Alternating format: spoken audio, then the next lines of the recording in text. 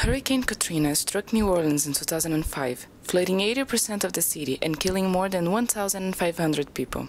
At least 4,000 homes were destroyed in the lower Ninth Ward alone. You remember all those images post-storm, I'm sure, of homes on top of other homes. Those were all lower Ninth Ward. There wasn't any other part of the city that had destruction quite like that. We experienced a hurricane called Katrina.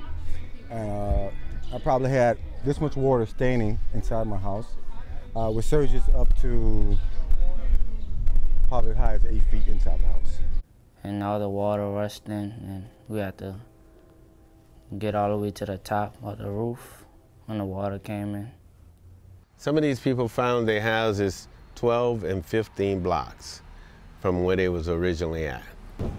5 years later, more than half of the population of the lower Ninth Ward remains displaced, and many houses have been permanently abandoned.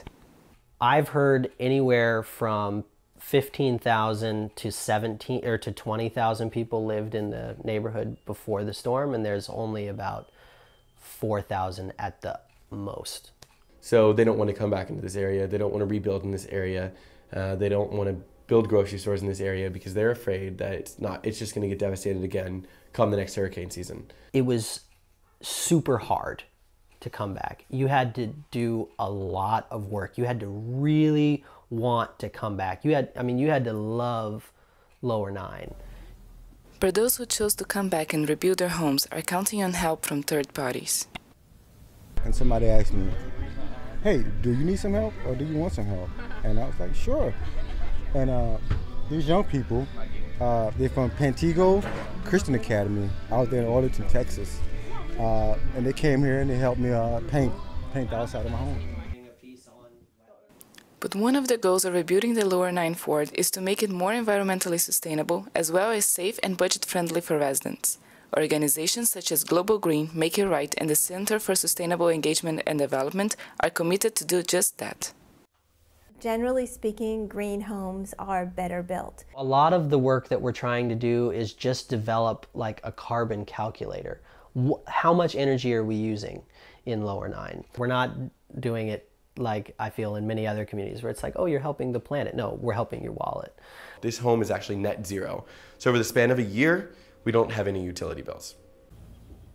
Global Green's Holy Cross project consists of a community center, an 18-unit multifamily building, and 5 homes. And actors Brad Pitt's high-profile Make It Right consists of 150 highly elevated homes. CSED helps people of the lower Ninth Ward with the environmental concerns of the community. And so we haven't forgotten that all this green work is for naught if we don't have proper storm protection. Oftentimes we'll get a lot of rain very quickly and the streets will flood. This allows the rain to go into a place as opposed to just getting flushed off of the roof and onto the streets. This house is built to withstand flooding up to like the middle of this floor. Like we have paperless sheetrock 4 feet up, and then the rest is regular. So if any water does happen to come in here, we hope it doesn't, it won't rot, it won't mold, it won't warp. I'll give you an example about Make It Right and the things they're doing. I look at that like a double-edged sword. Is it a perfect situation? No. But what I can admire about them is taking the stand to put some houses there. They gave us a choice of how high we wanted to go. And I think it was from 5 feet to 8 feet. I chose 8 feet. Although projects are underway to rebuild the lower Ninth Ward, they remain in their early stages. 5 years after the hurricane, and residents may still have years to go before construction finishes. It's almost 5 years. Infrastructure brings people back. They took a long time. Yeah, they took a long time. But didn't look like we was gonna ever get out. Yeah, we stayed in the trailer for a while, you know, and stayed with relatives in the country. We were just back and forth, you know. Finally, we was blessed with this house, which I'm very happy with. Especially if they're making more energy efficient homes. Now, who these homes are going to be offered to is another story.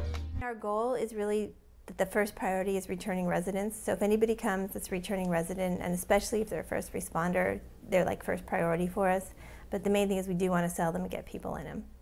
it'll never be what it was again. That's for sure. I don't see 17,000 people moving back. No, I'm not staying. I'm about to move. Our new mayor, Mitchell Andrew, said something great. He was basically saying that we need to stop focusing on rebuilding. We need to say that we're going to create a greener, a better New Orleans, you know, as opposed to focusing on the negative of rebuilding. We're going to create. Let's make something positive out of this, and let's move forward. Reporting from New Orleans, Louisiana, this is Camila Ferreira and Ola Diab.